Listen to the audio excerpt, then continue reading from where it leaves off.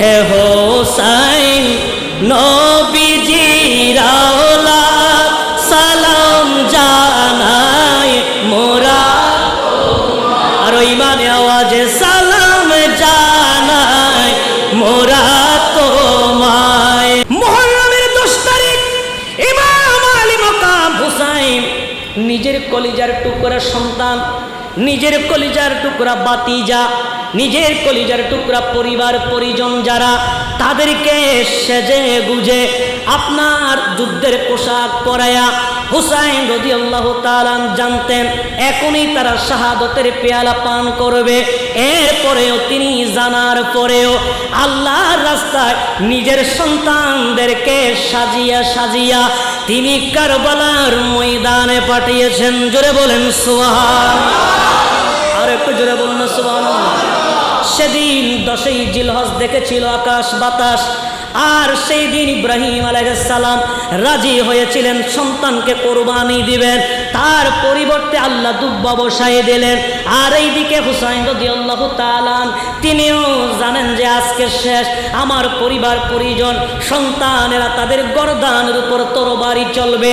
এরপরেও হুসাইন রাদিয়াল্লাহু তাআলা তিনি কেন কারবালার ময়দানে সেজে গুজে সন্তানদেরকে পাঠাচ্ছেন, ইমাম আলী মাকাম হুসাইন এটা নিশ্চিতভাবে জানতেন যদিও বা তাদের গর্দানের উপর তরবারি চলবে, কিন্তু দুনিয়ার জমিনে শেষ হলেও আপনার তারা কিয়ামত পর্যন্ত পরকালের জমিনে জিন্দা থাকবেন। জোরে বলেন সুবহানাল্লাহ। হুসাইন এটা জানতেন যে গর্দানের উপর তরবারি চললেও এরা মৃত না, এরা কি? আরো জোরে বলেন, এরা কি? এটা হুসাইন বলে নাই, স্বয়ং এটা আমার আল্লাহ বলেছেন। জোরে বলেন সুবহানাল্লাহ। আল্লাহ বলেন অনেক মানুষ মৃত্যুবরণ করবে, অনেক মানুষ মৃত্যুর স্বাদ নেবে, শাহাদতের তরবারি গর্দানের উপর চলবে, মানুষ বলবে তারা মুখে গলে পচে শেষ হয়ে গেছে। আল্লাহ বললেন খবরদার, যারা আমি আল্লাহর রাস্তায় আমার জন্য, আমার দ্বীনের জন্য, ধর্মের জন্য, ইসলামের জন্য, কোরআনের জন্য যারা নিজের জীবনকে উৎসর্গ করে দেয়, খবরদার তোমরা তাদেরকে মৃত বলবো না, বরং তারা জীবিত। জোরে বলেন সুবহানাল্লাহ।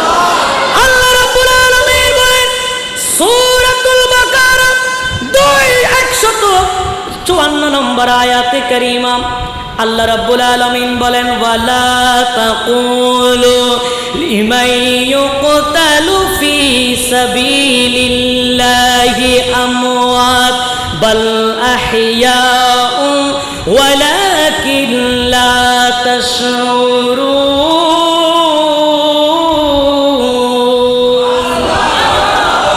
জোরে বলেন না সুবহানাল্লাহ।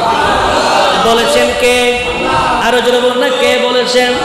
আল্লাহ রাব্বুল আলামিন বলেন হে পৃথিবীর মানুষ, ওয়ালা তাকুলু, খবরদার তোমরা কখনোই বলবা না লিমান ইউকতালু ফি সাবিলিল্লাহ, যারা আমি আল্লাহর রাস্তায় শাহাদত বরণ করেছেন, আমি আল্লাহর রাস্তায় যারা শেষ হয়ে গেছেন, আমি আল্লাহর রাস্তায়, আমার রাস্তায় যারা নিজের জীবনকে উৎসর্গ করে দিয়েছেন, খবরদার তোমরা তাদেরকে মৃত বলবা না, বল আহিয়া, বরং তারা জীবিত, ওয়ালাকিন লা তাশউরুন, তোমরা তা উপলব্ধি করতে পারো না। জোরে বলেন সুবহানাল্লাহ। তার মানে আমরা বুঝতে পারি না, আমরা কি পারি না? আমরা বুঝতে পারি না এরা জীবিত, আমরা উপলব্ধি করতে পারি না এরা জীবিত। কথা বলেন ঠিক কিনা?